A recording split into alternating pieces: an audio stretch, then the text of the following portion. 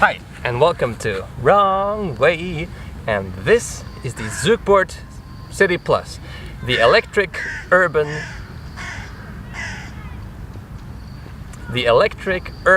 off-roader kick scooter, sort of.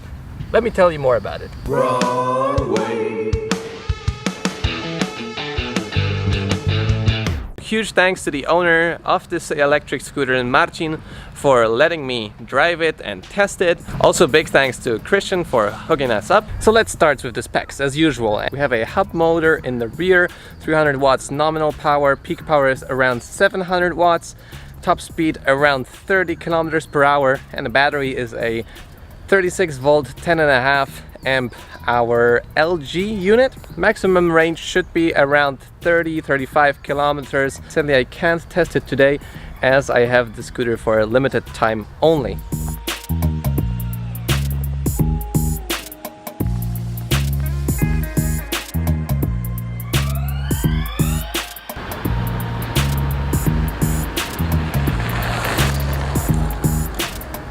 But the owner of this scooter tells me that when he goes 20 kilometers far and rides the top speed for around 75% of the route, at the end he has to slow down in order to reach his destination. So probably 30 kilometers are in a setting with the top speed at 20, maybe 25 kilometers per hour. It does have also front and rear suspension and a rear non-hydraulic disc brake.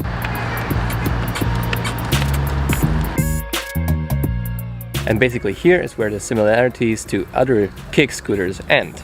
Just look at it, it's made of... She's made of wood! So that's probably why they named this device the zukoboard, because the deck is more like a skateboard than a kick scooter. And look at this front suspension element. It's insane. And here you can see also the rear suspension. Benefits of that are the following. We have really good suspension, plus the deck actually flexes as well. So when you have bigger bumps or off-road, like here, it managed to have a really comfortable ride even in such conditions.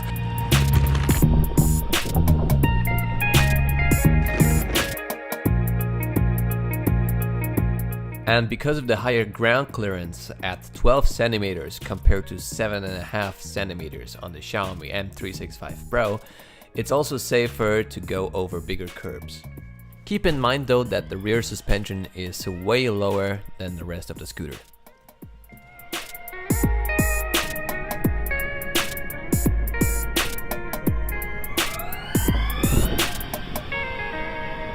So the ride off-road seems to be quite a lot better than in other scooters in this category, which weigh around 14 to 15 kilograms. But the ride on streets, especially on paved roads, is not as comfortable as on scooters with pneumatic tires. Because as advertised on the Zukoboard site, this scooter has pneumatic tires, but actually it's just a tire.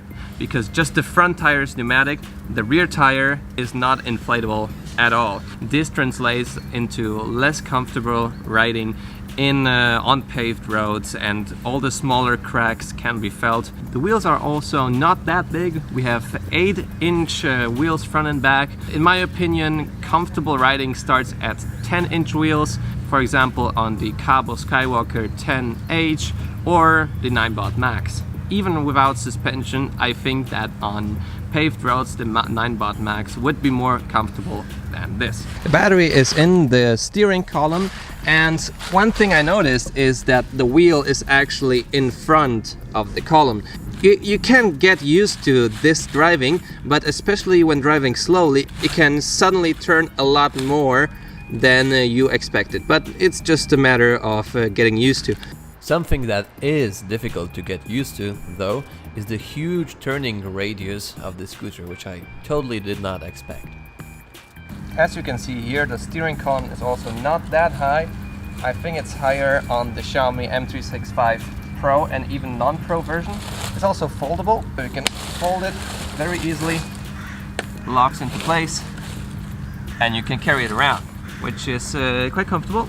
To unfold it, just press the button again, The mechanism works really well, but the owner installed also a small rope here just to carry it around without folding it every time. So this or a metal handle would be a welcome addition to the production model of the zukoboard City Plus. On the handlebar we can see a bell, and there is a really oddly shaped brake which looks cool, but is not ergonomically so well designed, but you can get used to it. It also has quite the edges, so that's not so ergonomic. Here you can see the cables running out, and all in all cables, and especially the braking, you can see the braking cable here, which goes all the way here underneath the zukoboard and outside here. So I think this can be actually easily damaged, especially the string on the steering column could be hidden away like on the Xiaomi scooters.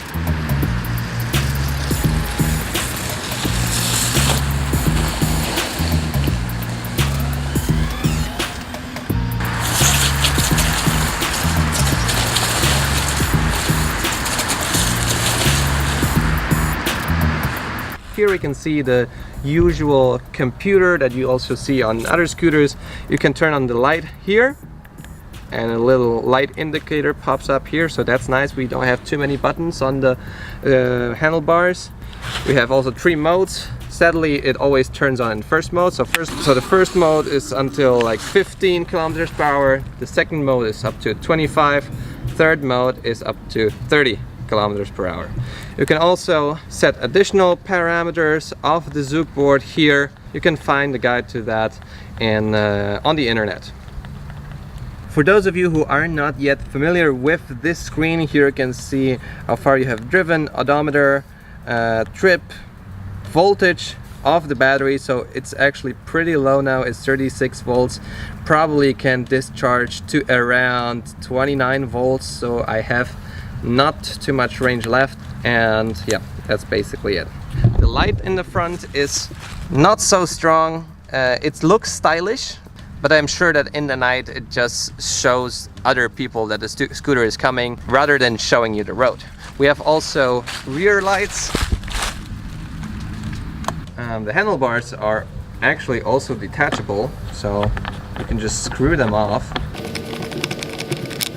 if you fancy to just store it away in a smaller compartment. But other people also prefer wider handlebars, so this is a pretty narrow handlebar.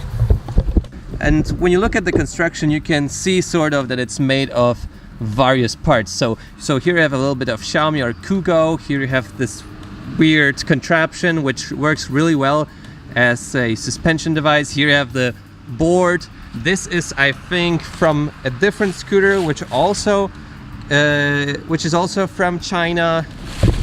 So it's all a bit glued together, but I think it looks really cool, mainly because of the wooden deck, but also the colors of the deck are pretty nice, but the names are quite funny. For example, one color name is Girl Drifter. The battery charges with a 2 amp charger, so it means around 5 hours of charging, which is for sure not a fast charger as zukoboard advertises. Performance on the streets is quite normal for a scooter which costs around $700. Maybe it's a bit worse than the Xiaomi M365 Pro. We have around 4.5-5 seconds from 0 to 20, so that's not really fast, but it can climb a hill which is around 20 to 25% steep. 30 is too much, I tried it, but it can go off-road on grass, a little bit uphill. So I think this scooter is designed more for people who want a device which is more sturdy off-road than the Xiaomi, because Xiaomi is known that when you don't take care of the pneumatic tires and you don't inflate them every week, then things can happen. I think this is way safer for these conditions.